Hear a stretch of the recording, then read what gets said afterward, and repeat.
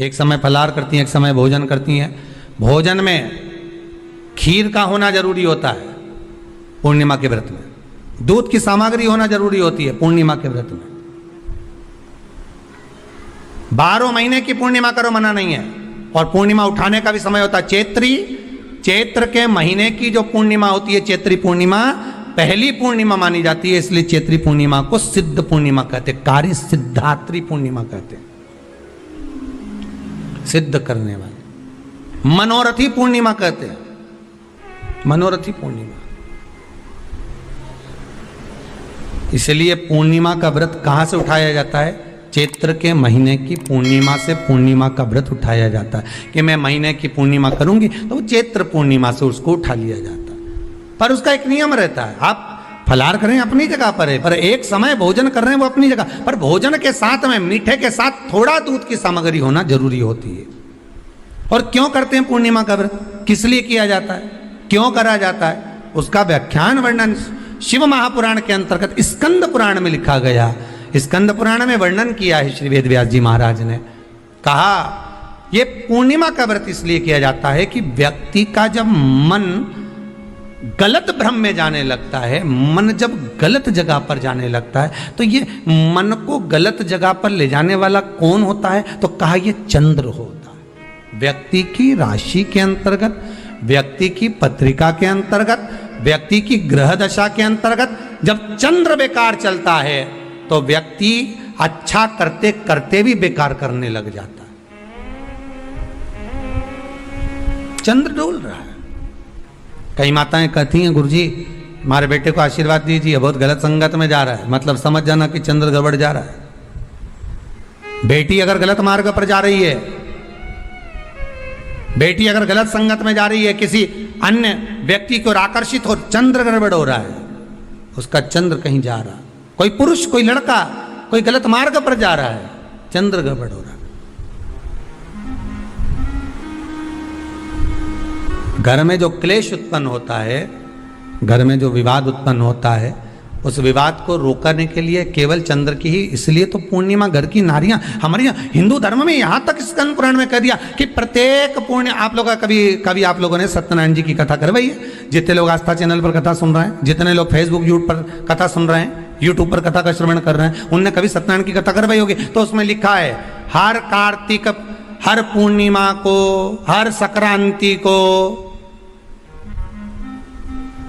ब्राह्मण सत्यनारायण भगवान की कथा या राजा या वैश्य कथा को कराता था, या बढ़िया कथा कराता। सुनी कि नहीं सुनी ये बात?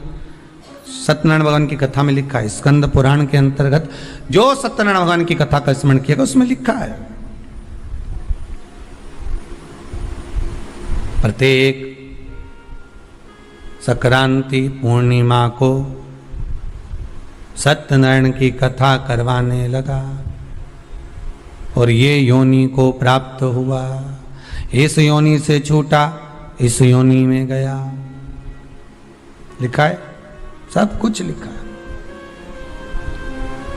अब उत्ते से समझ जाओ कि पूर्णिमा को सत्यनारायण की कथा करने का बोला है, तो पूर्णिमा को सत्यनारायण की कथा का क्यों बोला? वैसे तो रोज कराओ सत्यनारायण जी की कथा, प्रतिदिन कराओ, मना नहीं है। आप क्या कोई विशेष फंक्शन है आप सत्यनारायण जी की कथा करवा, पर पूर्णिमा संक्रांति को और संक्रांति को पूर्णिमा को सत्यनारायण की कथा का स्मरण क्यों करवाया गया? क्योंकि पूर्णिमा के दिन अगर ये भगवान का व्रत रख लेगी, पूर्णिमा के दिन अगर ये खीर का प्रसाद बना लेगी, थोड़ा सा दूध की कोई सामग्री बना लेगी और भगवान को भोग लगा देगी, भले सत्यनारायण भगवान के भाव से बनाए, भले सत्यनारायण जी के निमित्तार्थ बना, पर अगर इसने सत्यनारायण भगवान के निमित्त से बना, पर पूर्णिमा के दिन अगर ये व्रत रखेगी, उपास रखेगी या कोई सामग्री बनाकर भगवान की पूजन कर लेगी, तो इसके घर में जो अशांति है वो शांति में बदल जाएगी। इसलिए कई घरों में आज भी सत्यनारायण भगवान की पूजन हर पूर्णिमा को करती है। माता किताब लेके बैठ जाती है, तुरंत उन्हें ऑफिस जाना, कहीं काम पे जाना, और तुरंत उसने